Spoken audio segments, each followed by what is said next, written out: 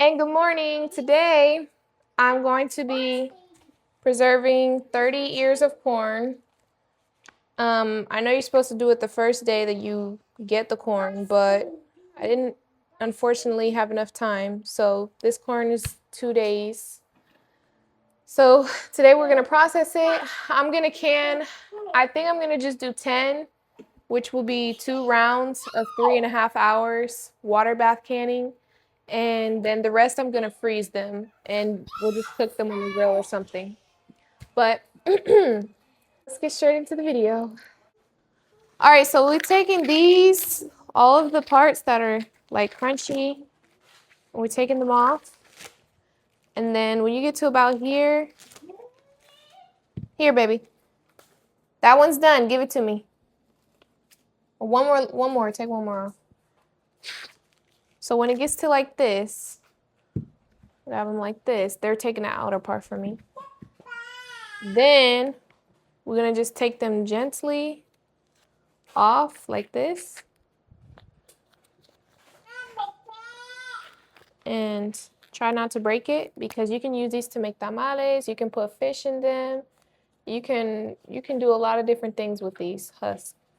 And so we're gonna set those off to the side. The ones that I broke, I'm putting here. So I'm gonna find something else to do with them. And then when you get down to the silks, people usually throw them out. Well, I learned something new about them. So I'm collecting them right here because I'm gonna give them a light rinse, but you can dehydrate them and you can use these in a tea and they'll help you lose weight. And they also have a lot of nutrition in them. So always growing up hearing that corn is not healthy. It's not a good food to eat, but it's because we're not eating the corn all the way. We're not eating it all, you know? Anyways, I've been lately trying to not waste anything. Let me just cut this off. So all of these, wow, it's heavy. Did she put corn in here? Yeah, she did. Got to make sure we get the corn out because Safi's putting corn in here. Hold on, baby. So I'm just going to use all of these as like a mulch around my potato plants because I didn't put mulch around them. And then, there you go. Yeah. So I'm going to finish this and then I have my corn soaking in the sink in some cold water. And when we finish, we'll come back and we'll process the rest of the corn and set everything else aside for later.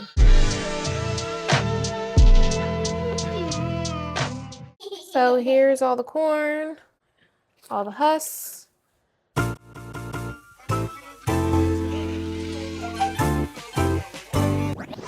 Switch it up.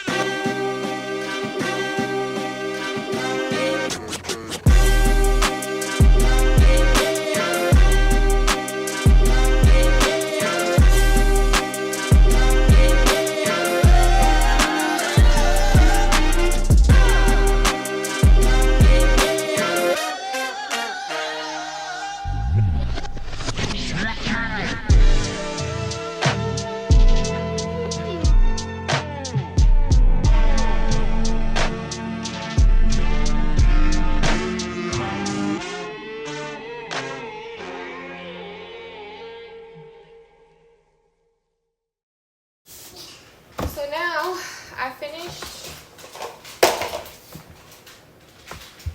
I did about 20 of these because I believe 2 can fit in each glass or each pint. So I did 20. We ate 4 of them. There's the leftover cobs. I'm going to use them for something. And then the rest I cut into these for soups and whatever else we want to use them for. And I'll put them in the freezer. So now we just got to put them in their jars and then start canning them. So I have my jars already pre-cleaned and sanitized. I'm just going to cold pack them. And then put cold water just like with the potatoes and bring them up to boil and then start the timer when it's rolling. So I also have some canning salt. I'm just gonna add 1 teaspoon. Hey, don't touch that. 1 teaspoon to each glass. So this is an Amish canning recipe. I'm gonna do 1 teaspoon of salt at the bottom of each. You know, I think I'm gonna do half a teaspoon. This is looking like a lot, so I'll just do half a teaspoon. There we go. Make it salty.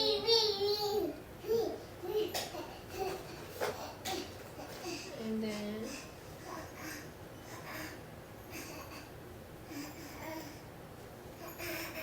you can add as much salt or as little salt as you want.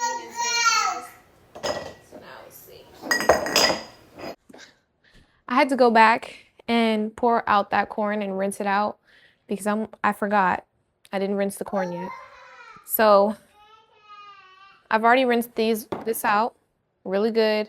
I have some clean water off to the side so I can fill up the glasses, and made sure everything has the same amount of salt, half a teaspoon of salt.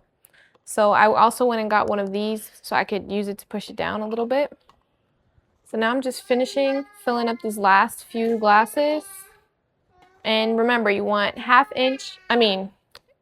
inch headspace. You can literally see the cornstarch coming off the corn. And I think there are some people who, if you like creamy corn, they don't rinse off the corn, or they rinse it off before they cut it. Now, I did do that, but I didn't want to have creamy corn, so I did give it an extra thorough rinse. Okay, push that down like that. So now I can show you what I'm talking about, and if you can see it well, and come to the side. All right, so the glare. So now you can see there's like 1/4 of an inch, like, of extra space for the water. So I'm gonna fill these up with water. Now we'll fill this up to the 1 inch headspace line, which is just the neckline of the glass, which is where this big first line is right here. So I'm gonna fill the water up to there, and if I need more, I'll add more.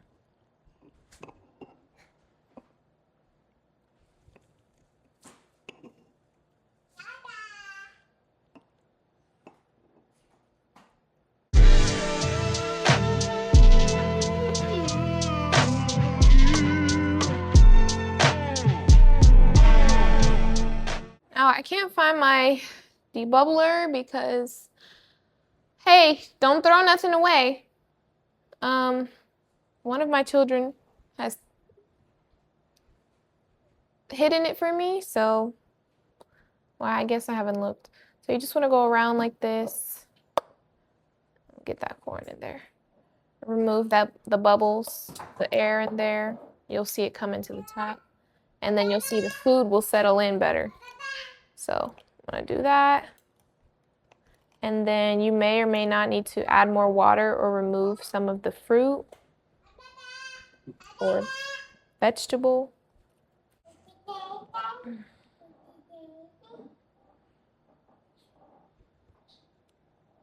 Let's keep going. So now they're all ready to go. Have my rings in here. I'm set them over here. And then I have all my lids in here. Now I did already clean and sanitize these. Just had them setting off to the side. You can use a magnet to put these on. I don't. Let's get these in our water bather, and then you'll just fill it up with the same temperature water. If you use hot water in here. If you use cold water in here, use cold water in here. And don't forget to have something on the bottom. I use this towel. I just use a microfiber cloth, and it works for me. It's been working for me, so. Ooh. Okay, so I can fit in 5, and then I can fit 1 8-ounce jar in the middle. So that's what I'm gonna do. All right, so I filled it up. The water is already getting warmed up a little bit. I did find an 8-ounce jar, and I already filled it up, sanitized, all of that good stuff. I'm trying to find a plate because I do like to put the plate because I feel like they don't move around as much and it doesn't affect the sealing. It just lays on top of the ring. So I'm gonna find a plate, put it on top, let it come to a rolling boil, and then when it does, I'll start my 3-hour and 30-minute timer. Start my 2-hour and 30-minute timer. All right, so I do add a tablespoon of vinegar, and that's just to make sure they come out, the glass is clear on the outside.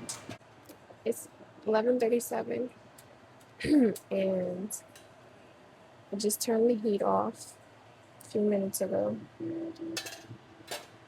I'm gonna let it sit like this for 10 minutes, and then I'll come back and take them out and put the other ones in.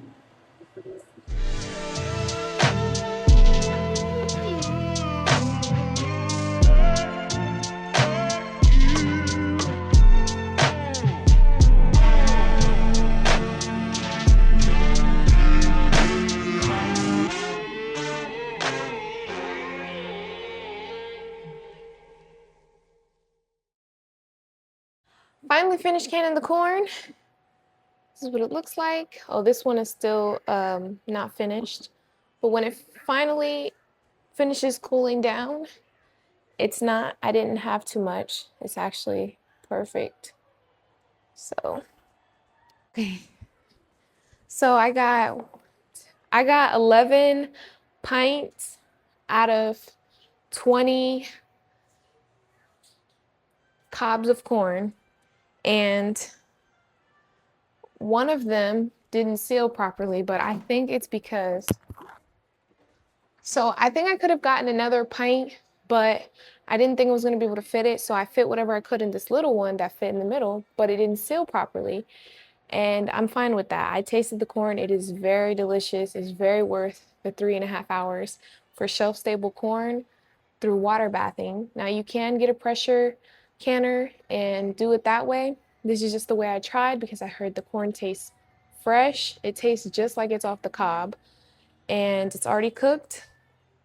And this is just the way I chose to do it. One thing I'll say is be patient, let it cool off completely, because unlike other things that I have canned, these ones for some reason they didn't immediately seal, which is normal. It sometimes takes up to 12 hours to finish sealing. So these ones are still, they're cool, but they're already sealed, but the corn is still above the 1-inch line. But I noticed if you wait overnight or you wait the full 12 hours, it goes down like this. So that's how you know it's still sealing. Anyways, so